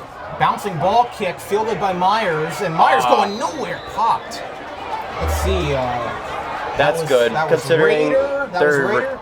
Good for Hempfield, considering the last return for Central York. Nate Raider, Caleb Elslogger, Nick Stauffer were all among the ones in there. Bringing Myers down, and yeah, now Central York will have a long way to go. 77 yards is how long this field will be as they start the 23. Again, one thing we haven't seen tonight yet is a sack on either side. See if that'll change. Yeah, see if changes on this drive. This is a handoff on the jet sweep to Myers, trying to reverse field, still on his feet. Devin Shorter, Jackson Shan were both trying their hearts out to strip the ball. Just couldn't get it out. But couldn't. And that play finally came to an end. Great ball security. Yeah, after a minimal gain. Great ball security there by Mason Myers to hang on to that one. As they try to get him involved on the little jet sweep play now. After a gain of 5 on the play. It should be second down 5, I believe. This is a handoff up the middle. Going, well, stopped. Hey, what we were saying about defense. First defense to make a stop. Going to be huge. And yeah, look what we're seeing. I mean, obviously there's still third down, but... Third down, and it'll be about... It's going to be close. Hempfield gets a stop here. Third down That 2. is fantastic. Yeah, that's exactly what they need at this point. Up. This is going to take a big punt for them not to have great field position. Yes, it will. We've seen good punts tonight from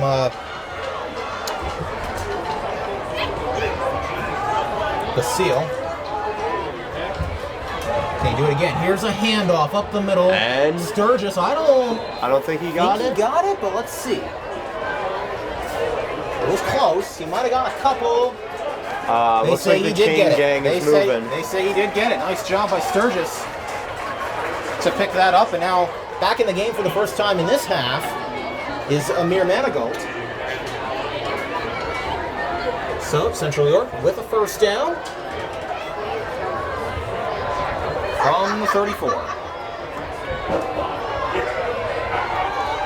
So we have not seen Bo Prabula do a lot through the air.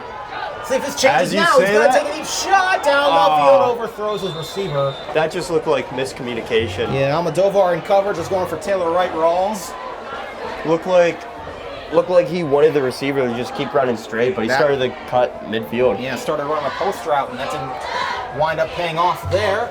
Make it 2nd and 10. Here we go. 8:48 to play in regulation. Pravola, gonna try it again. He's got Outside, it. He's got Myers. Myers trying to make some people miss. He made Ethan Kaufman miss, and then gets it out to about the 48-yard line before being brought down along the sideline. Offense just continues to roll. Jack Burkhart was out there, as was Tanner Hess, the quarterback, who also has a role on defense. So it's a new set of downs from the 48-yard line. And Perbola going to take off up the middle, and he'll get just across midfield. Quickly. Jack Burkhart was the one who tripped him up there. Nice job by Burkhart to take him down. Burkhart's really good at just wrapping up on those tackles and getting them down immediately. Yeah. Don't see too many broken tackles when he's involved. Yes.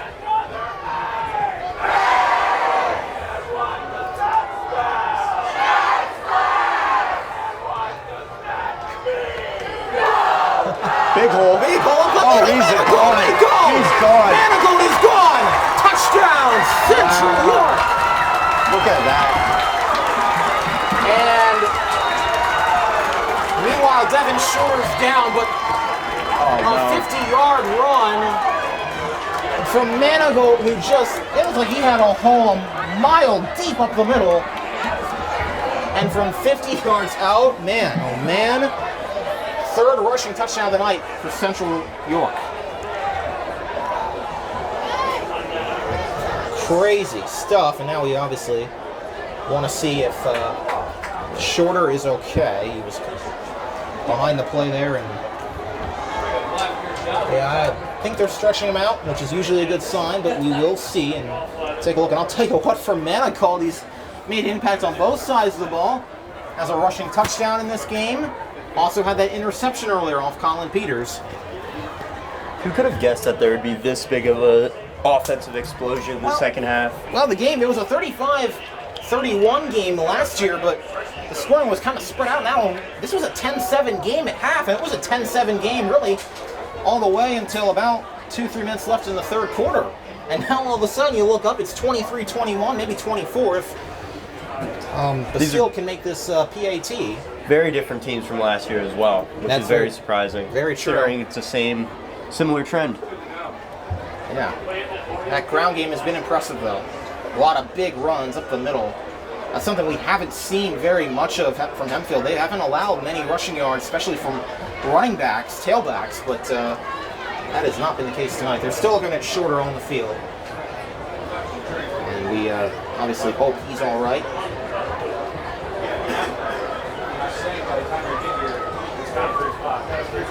Hopefully they're just being cautious with him, stretch him out a little bit, and he can get back up. And well, the cornerback's out there, and I mean, an extra point would make it a 3-point game, but I wonder if they go for 2. Well, the quarterback is also the holder, though. Keep that in mind. So I think that might be why he's out there, but let's see.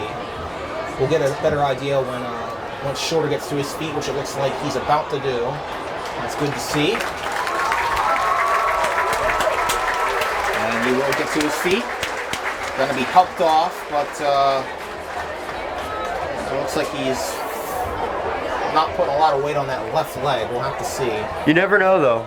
When the starting quarterback's in, there's always opportunity for some type of trick play.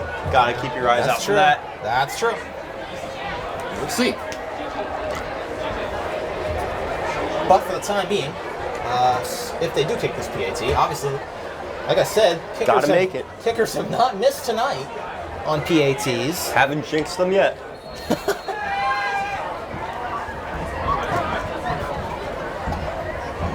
And Basile is right down Broadway.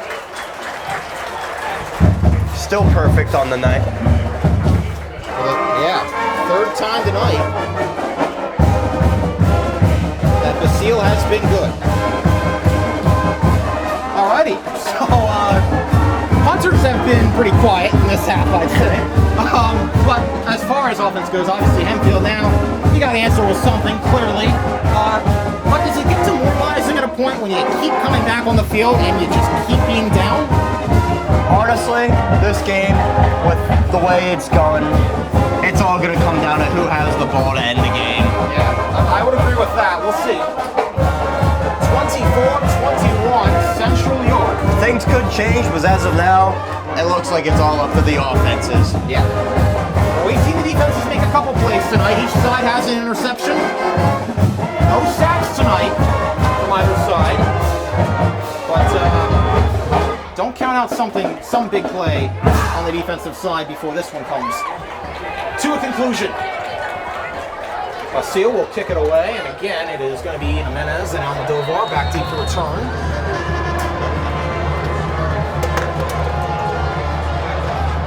Let's see what they got. Dialed up. And they pop a big return off like Myers did a couple drives ago. I'll tell you what, Kasey. It's games like these where players make a name for themselves. No When it's doubt. this early in the season, let's see if anyone on Hempfield does just that. Almodovar, nice return out past the 25, down to about the 27, 28 yard line. That's where Hempfield will start this drive. So, Zach, let me ask you, for Hempfield, who do you think the key player is going to be on this drive? Who do they got to look at? Obviously, Tanner at quarterback, but looking at some of the receivers who you think could pop out. Well, we saw Jaden have a very strong first half. Let's see if they keep getting the ball to him. Yep, he's going to be lined up all alone outright. Pass, give, Kaufman with another big Wow. one. Ethan Kaufman. Does not seem to matter who they have in that backfield. Kaufman has just been Everyone's. slicing and dicing this defense Yeah. right now. Wow. Pretty impressive what he's been able to accomplish. Make it 2nd down and 1 from the 36. Keep your eye out on Jaden. Yep. He is the one that set up that last touchdown. Yes. And Hess loves going Got to the him keeper. as Hess does keep it, gets the first. Off the read option, play big there.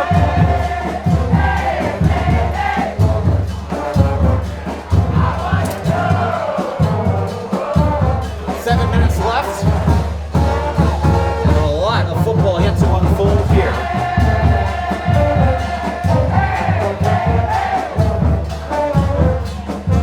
Kaufman remains in. He'll flank Hess to the left. Sam Hess, the receiver, is wide to the right. And give Kaufman trying to get some blocks from Gets the Hofstetter. outside. Gets to the outside, and he may have a first. It's gonna be I think he close. got it. Very close, out to about midfield. Needed a 49 and with the sticks, and he got it.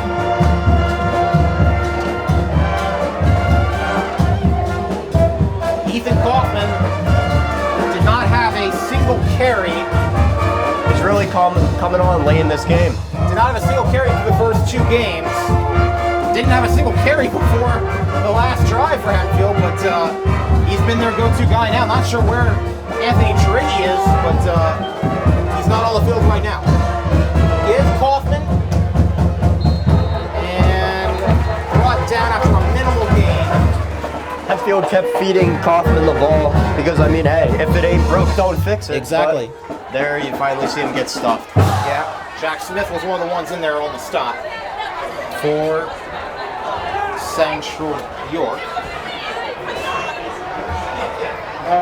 And now, in Panther territory are the Black Knights with 5:33 and counting to play. And that clock will become an issue. Hess, quick throw, but too low for Jimenez as he was trying to get it out to him quickly. Want to get him involved again. Looked like they were going to set up a screen there with Shan probably blocking downfield. And call it 3rd and 8 now from the 48. You don't want to squander this opportunity for Hempfield, considering the fact you're down by 3, coming down toward the end of this game. 5:27 left. Yep, 5:27. This is a lot bigger than it may seem. Yeah, there's 5 minutes, or more than 5 minutes left in this game, but still, with the way the offense is moving, I don't think you want to give the ball back to the Panthers. you got to keep up with them. Yeah. And There you that's go. gonna look long again. Now throw for Hofstetter in traffic, and it's picked. Oh, no. Off the deflection. He had Jaden. Keelan Stroman makes the interception. Oh no, he had And- Jaden over the top. Hess, who threw a pick late in last week's game, albeit that one more in desperation. This one was trying to get Hofstetter. I think you're right, Zach. I think he had Jaden Jimenez, but it's irrelevant now. Wow. Hey, it's time for the Hempfield defense to step up now. It's Yeah. now or never. We'll see if they can do just that, or if the Central York offense can maybe help put this game away or put it on ice, but with another score. 5:20 to go. Give up the middle. This, again, is Sturgis and Tanner Hess. Wow. Who just threw the biggest, trying to make up for it all by himself. Get you a quarterback that does it all. Literally everything. Literally everything, except kick and punt, maybe. But everything That else, we are waiting on. we are anxiously awaiting that one. Who knows what goes on at practice? I think that's one of the trick plays. He'll pull a Doug Flutie, do the drop kick maybe at some point. But regardless, from the 43, Central York still moving the ball at 2nd and 5. And handoff again to Sturgis off the middle, big hole. Oh no! Stricken. Sturgis is in the open field, and He might be gone. Shit, and another guy, it's Nicodemus, who brings him down to the 10. Central York is having huge plays in the running game. The rushing game has absolutely decimated Hempfield. I'll tell you what, once the running back gets past the front 7, secondary just, oh man. Oh man, it's crazy. But here we go. All right, here we go. In the shotgun again. All right, 1st and goal from the 9. That seems like 4:15. Central York's go-to in the shotgun. Oh, and another. A touchdown may end it. No. But stood up is Sturgis. You gotta keep it a 3-point game here. Oh, you got to hold to a field goal. You know that Basile is capable. He's made all 4 of his kicks tonight. But In a perfect world, Central York wouldn't get any points for the Black Knights, but I mean, hey, just keep it a 1-score game. yeah, That's gotta be your goal. In this situation, I think that's all you can really do. Perbola. If they score a touchdown here, it gets very difficult for the Black Knights. It may be over at that point. We'll see. 3:34 to play. Clock ticking down. 2nd and 5. Perbola gives Sturgis. Stopped in the backfield. Who was that? Oh, did Hostetter come up with the ball? It was Hostetter and Joey Islandolo in there. I believe that Sturgis was down before Hostetter got the ball out. Blew that play up. You're right. They absolutely blew that up. And this defense, as we said, has been strong a lot of the season. Has not been very good tonight. But, man, if they get a stop here, how that would change things. It's 3rd and goal from the 8. Big play here. Probably play the game, at least to this point. Under 3 to play. Rabula. It's a keeper. Keeping. Gordy Hoover Seal trying the to hit the outside. angle. And he's in. Touchdown. Wow. That's incredible. That's a crusher for Hempfield and for Central York. They just couldn't contain the outside. They just couldn't. Gordy Hoover tried to get him. He tried to get the angle on him, but couldn't get there. He had too much force going forward. Yeah, 2nd rushing touchdown of the game for Perbola. What a bounce back performance for him after last week. Yeah. Wow. 4th of the night for the entire Central York offense. Yeah, the whole offense had a bounce back. Oh, that one's blocked. Oh. Blocked PAT. No good. 9-point game now. 2:43 left. But still, that's kind of irrelevant at this point. Still a 2-score game, regardless. Let's see if Hempfield can get their mojo back. Yeah, they need to get it back. All it takes is one big play. Get down, score quick. I mean, yes, they have to stop them on defense, which they haven't been able to really do much this half. But you never know. Well, this is a very similar situation to the situation they were in last weekend against Manheim Central, where they were down by 10 late. Yeah. Obviously, weren't able to come back there. We'll see if things change this time. There are 2 minutes, 43 seconds to play. Hempfield has 2 of their 3 timeouts. It's definitely not over.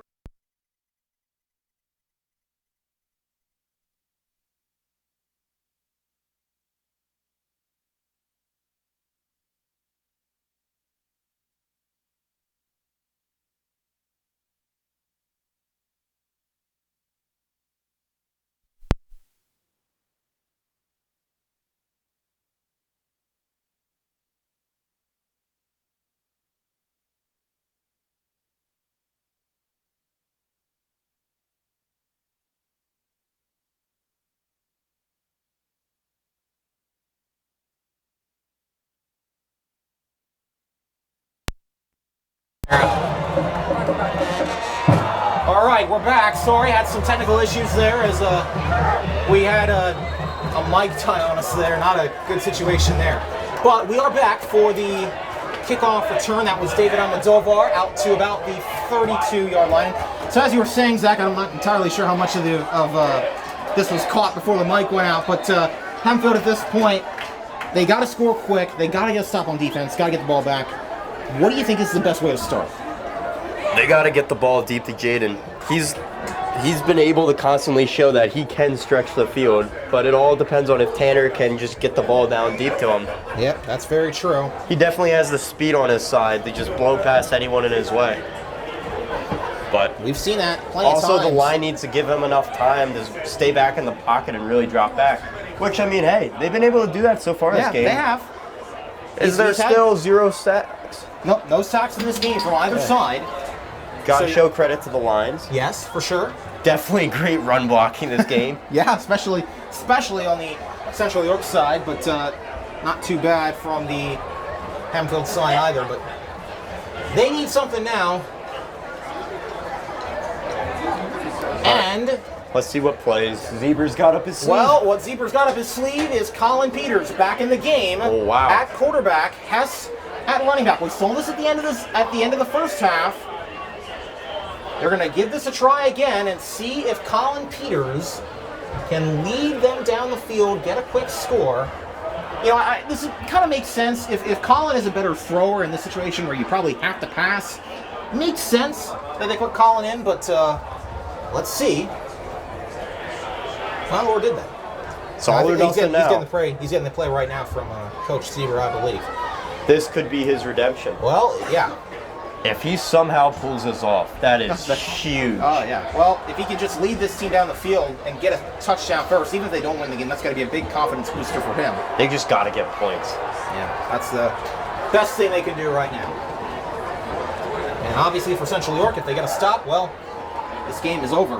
2:37 to play.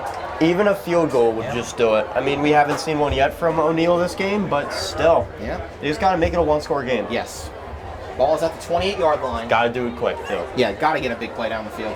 And this is maybe that time you wonder, you know, Colin Peters, he loved throwing to Darian Russell last year, big-bodied receiver. Maybe this is the time you finally take a shot to Jackson Shand or Max Hostetter, see what they can do. And you just got to try and find the open man here in this situation. Tell you what, it's moments like these where players just make a name for themselves, like I said earlier. Mm-hmm. Very much so. Alrighty, here we go. Peters trying to make sure this drive doesn't end in another interception. He's had 4 of those since his last touchdown pass against Dallastown in Week 1. Needs to get another here. Low snap.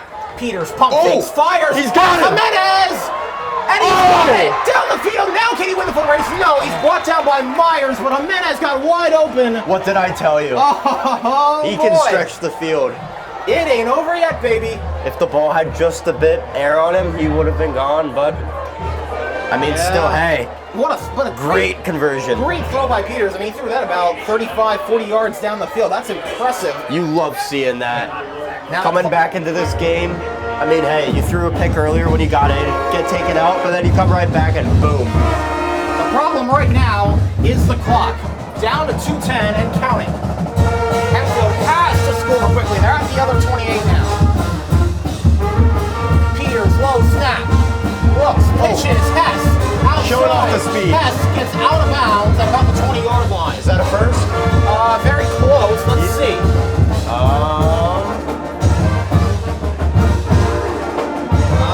I don't think they're going to give it second. Yeah, but at this point, Zach, I think down and distance are pretty irrelevant. They got to get points, and they got to get it now. That is true, Kasey. We'll have to see. Got the band definitely making it difficult for the players on the field. Extra loud right now, but hey, they're driving. Yeah. The band can only do so much. Yeah, on 2nd and 1 for what it's worth. Quick pass. That's out to Almodovar. Stop down. Get the line quickly. Yeah, he got the first down. Hempfield has 2 timeouts at their disposal, and they do take one there. Peters went straight to the sideline. Or no, they don't. Never mind. To get the play. Yeah. Running right back. Clock running. Down to 1:37 counting. Gotta score soon. They only have 2 timeouts, so if they don't get what would be an onside kick, which I'm sure they'd try in the situation, they'd get the ball with maybe 20 seconds, but they gotta score first. Here's Peters, outside. This caught by Hostetter. Hostetter trying to drag bodies down. He's down to the 10-yard line. And tackled in bounds. That's the key thing right now. With 1:09 to play, and Hempfield will take timeout number 2. With 67 ticks of the clock to go. So the long play to Jimenez, who's had a huge night, is definitely what's gotten Hempfield in this position. I swear, he just continues to grow every single game. Yeah. Let's see. He's not the biggest, but he definitely is the fastest. Oh, I think it's no doubt he's the fastest receiver on the team. And if it weren't for Tanner Hess, he might be the fastest player on the team, period. But he's certainly up there. Well, timeouts definitely aren't on Hempfield's side, so if they score here, they definitely have to go for an onside kick. Yeah, they'd have no choice. But I mean, hey, they got to get points here first. Yeah, that's the first part. They have to score. And then worry about whatever comes next, whenever it comes.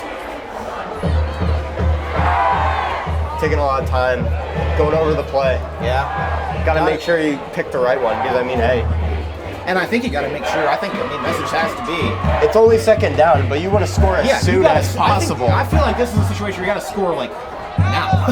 I think now, let's say you do score, you go for an onside and do miraculously recover it. You got to have at least a minute to realistically have a chance. Yes. Well, they've got 1 minute and 7 seconds. Can they put one in the end zone here to stay alive? They will give it to Hess. Try to get outside. Hess is to the pylon. He's in. Touchdown. Yeah, I believe he is in. Yeah. Touchdown. Touchdown, Black Knights, and Tanner Hess doing it again. All right. Nick O'Neill's had a flawless night, but I mean, hey, let's see if he can do an onside. Well, we shall see now. It's going to be your first time ever seeing the young kicker do that. Well, first, he's got to make the PAT. This would make it a 2-point game. And that's pretty big at this point in the game. Let's see if the confidence kick is over. He's 3 for 3 tonight. Can he make it 4 for 4? Yes, he can. Money. Nick O'Neill has been money tonight. 4 for 4 on PATs, and it's a 30-28 game. But now it's likely all going to come down to that onside kick play. You gotta wonder how much they've practiced an onside. Well, that's definitely something you got to consider at this point. I'm sure special teams coordinator Mark Harmon is definitely going over that at some point. They were probably hoping they wouldn't have to utilize it. Curious to see who both of them bring out for their hands team. Yeah. And it will come down to this play. There are 62 seconds left. Hempfield only has 1 timeout. So if they don't get the ball here, Central York can run out the clock. And it will be game over. So it's all going to ride on the left leg of Nick O'Neill and whether or not they can recover an onside kick. No matter who comes out victorious, you really gotta give it and tip your hat to both offenses tonight. Both teams showed that they do not want to be 1 and 2. But I mean, hey, there can only be one winner tonight. Yeah, this has been an outstanding game from both sides. For sure did not disappoint. Alrighty. Here we go. The game, in essence, rides on this. And before it does, Central York will take a timeout. They just want to see how they come out. Yeah, I think that's probably smart in this situation. Minute 2. We've set the stage. Now we just got to see what happens. Expect this to be a quick timeout. I think that was mainly just called just to see how they're going to come out and line up. Yeah, see what the lineup is going to be and go from there, obviously. Could possibly change the formation, though. Could. We'll see. I can't remember a time where I've seen the Black Knights convert a successful onside kick. They certainly haven't with O'Neill to this point. I mean, hey, that could change. He hasn't missed one either. That's true. he's going to be 1 for 1. He's going to be something for 1 on onside kicks. Will it be 0 for 1 or will it be 1 for 1? We are... Black Knights are definitely hoping it's 1 for 1. We're seconds away from finding out. And they do come out. They line up to the other side this time. That's where they're going to kick it to. Go. Here we go. This for the game. You can get a bounce on it. O'Neal trying to get a bounce, and it is, I believe, recovered by Central York, and that should do it. In essence, do it. I've seen crazier things happen, though. Well, that's true. But, I mean... Ever heard of the Miracle of the Meadowlands? Oh, I am quite familiar with that one. Well, you never know, but I think, obviously... The Miracle at Central York, perhaps? Well, it all depends. Will they come out in kneeling formation, or will they actually try to run some plays? Yeah, they're just going to end it here. Yeah. That's probably the smart thing at this point to do. Both teams definitely have a lot to build off of, though, moving forward. Yes. So Central York, they'll go to 2-1, obviously, coming off that close loss to Cumberland Valley. Hempfield, they'll go to 1-2. Another hard-fought game. You know, I don't know if you can call it as many missed opportunities as last week's game against Central, but obviously they just weren't able to get the stops on defense they needed to stop Central York tonight. Kasey, a big storyline to look forward to coming up is see the significance of Luke Miller's injury, and if they're just going to keep running with Colin Peters at quarterback, because look, bring him in the biggest moment of the game, and he delivered. Yeah. Who knows what would happen if they got the ball back? That's true, but Tanner Hess also delivered when he was asked for. Of course, did throw that interception. You got to keep that in mind. But he, of course, can play running back as well. Sure. And like you saw there in the clutch, he was delivering. He has 6 rushing touchdowns this season. I'll tell you what, if Peters and Tanner Hess both are delivering, it could be a deadly duo moving forward. Hempfield, by the way, did take their final timeout, so they're going to have to run. And just like that. Plays. They'll have to run, I believe, one more play, and then it'll be game over.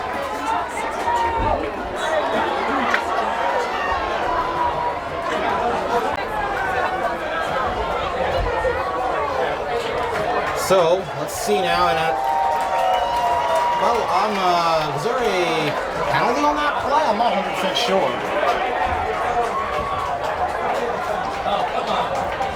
What happened on that play, Zach? Sounded like they said delay of game, maybe? No, but they moved the ball in the... Yeah, exactly. So we didn't catch that play. We were having a couple technical issues. It just sounded like over the intercom they said delay of game, but I mean, not what it was. Well, it's really irrelevant at this point. We've got it's 2 more snaps, and then this just game about will over now. come to an end. I mean, hey, both offenses have a lot to build off of moving forward. Yeah, so I'll ask you, looking for the Black Knights. They play Warwick, who entering this week was 2-0. We'll see the results of tonight's game if they're 3-0, 2-1, regardless. But they'll go back at home, where they beat Dallastown before. And what do you think the key will be? I mean, hey, Black Knights still have a lot to be proud of. They're 1-2 moving forward, but they haven't been obliterated. They've been in every single game they've played in. They definitely have. It's still very young in the season. Very young team with all the juniors and how much they're playing. They're only going to get better. And the juniors have had a big impact on this one as the final horn sounds. Game is over. Central York wins it 30-28 over the Hempfield Black Knights to go to 2-1, while the Black Knights will fall to 1-2. So a beautiful night tonight at Central York. We got to see a great football game. And now we'll see if the Black Knights can rebound going forward and try to even up their record at 500 against Warwick next week. For our producer Sarah Vanderlaan, for my colleague Zach Roda, I'm Kasey Kreider saying so long from Central York. You've been watching Hempfield Black Knights football on HSD TV 7.